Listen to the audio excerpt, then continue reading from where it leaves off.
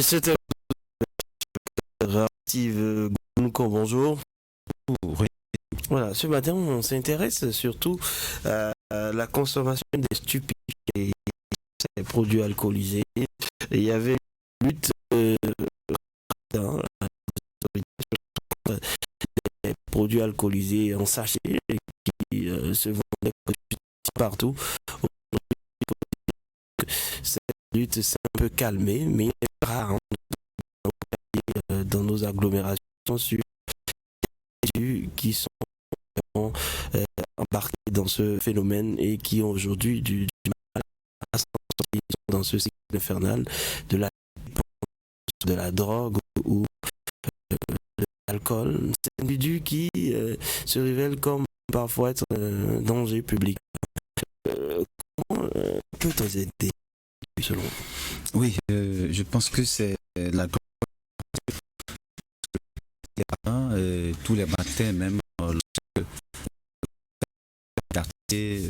lorsqu'il y a euh, une petite quelque part, lorsqu'il y a une petite boutique que ça lie ces vendeurs qui pour prendre de l'alcool, mais au-delà, il y a beaucoup qui, vous l'avez dit, et c'est juste, qui finalement sont devenus dépendants de ces produits. On se lève et qu'on ne prend pas, c'est qu'on ne se retrouve pas. Et lorsqu'on prend, on se dit, bon, là, mon corps est véritablement préparé pour la journée. Donc c'est comment se départir de cette addiction. Je pense que c'est une volonté et une responsabilité personnelle. Mais au-delà, je pense qu'il faut aider ces gens. Dans certains pays, il y a un centre d'accompagnement. Et,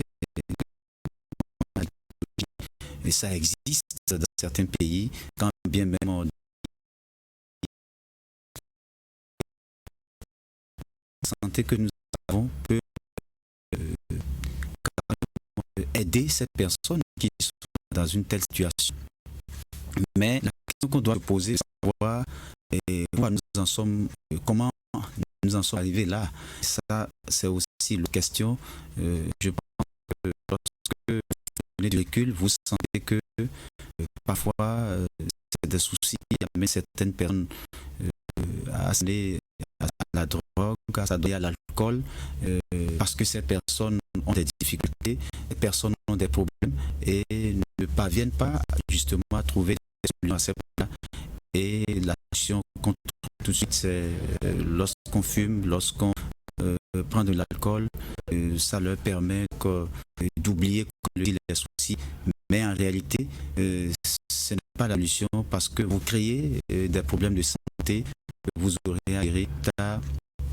Et lorsqu'on va vous citer les conséquences de la consommation abusive de l'alcool, la consommation, enfin, lorsqu'on s'adonne à la drogue de manière incontrôlée, c'est qu'il y a beaucoup de conséquences sur la santé. Et beaucoup de personnes sont déjà sont mortes simplement à cause de cette exagération de ces produits. Donc je pense que on peut accompagner personne.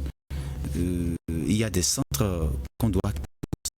Je crois qu'on échangeait la dernière fois avec le professeur Prosper Pro qui l'a dit, il faut que l'État prenne ça véritablement au sérieux en créant, pourquoi pas, ces gens de centres, de sorte à écouter ces personnes, de sorte à les accompagner pour sortir de cette dépense-là.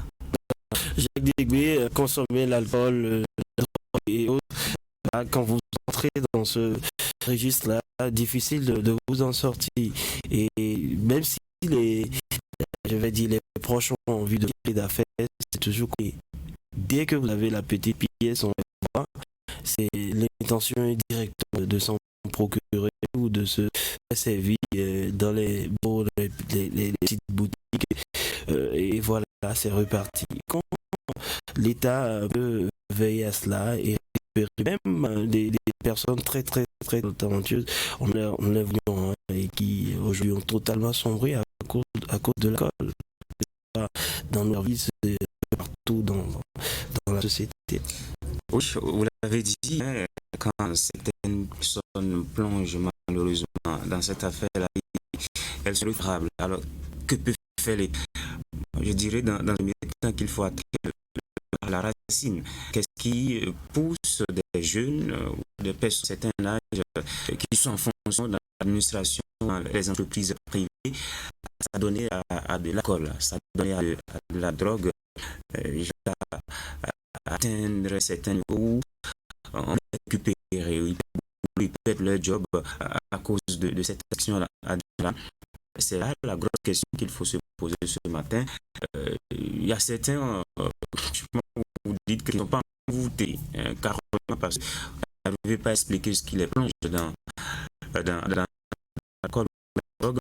Mais il y a d'autres, ce sont les soucis, ce sont les problèmes de la vie qui poussent malheureusement à cette extrémité-là.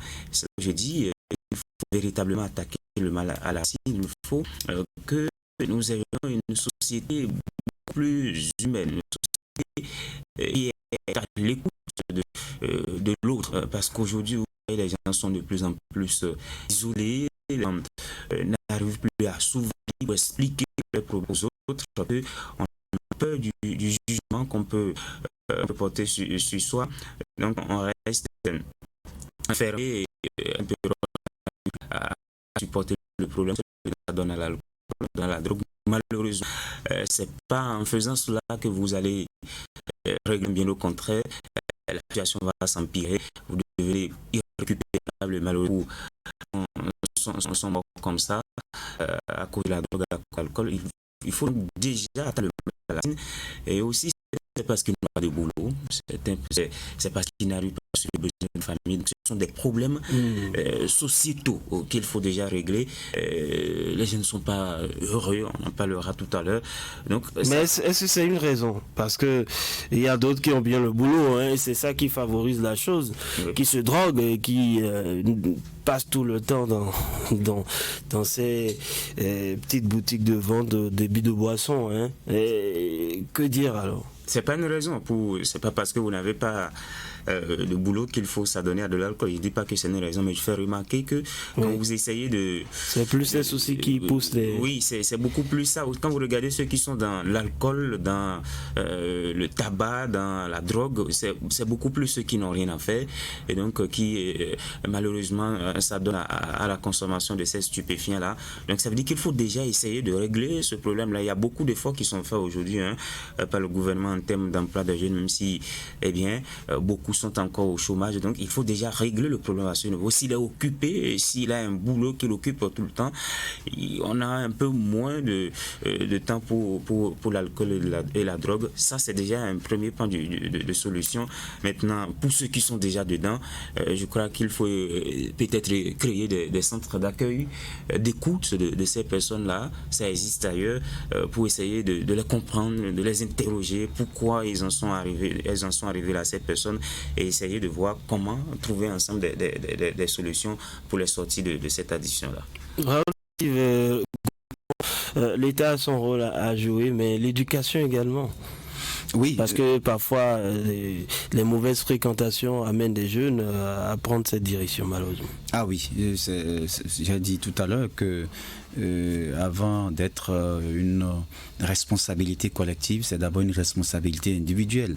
Et vous savez, aujourd'hui, chacun fait un choix. Hein. Lorsque vous faites le choix du mauvais chemin, vous aurez toutes les conséquences qui vont avec. Et donc, l'État va travailler, mais l'État, malheureusement, ne pourra jamais régler tous les problèmes. Et donc, il faut déjà comprendre ça et se prendre véritablement au sérieux. Bon, nous sommes dans une société organisée, Jacques l'a dit, où nous devons développer le sens de l'écoute. Écouter notre prochain lorsqu'il est en difficulté, lorsqu'il s'isole de plus en plus, il faut chercher à comprendre pourquoi il s'isole. C'est déjà un effort. Mais l'État aussi doit travailler véritablement à améliorer le pouvoir d'achat. Il faut aussi prendre les taureaux par les cornes quand on constate que un jeune commence par avoir de mauvaises fréquentations, ou à avoir un physique étonnant. Oui, là, il faut se poser des questions. Voilà. Et il y a aussi aussi des plantes, il y a aussi des traitements naturels qui existent. Oui, nous sommes Il y en a Afrique. la passiflore qui est une plante médicinale utilisée dans le cadre d'un traitement contre la drogue, par exemple. Mais on va leur dire d'aller à l'hôpital tout simplement. Voilà. Merci à vous Raoul Steve Gounoukon et Jacques Digby.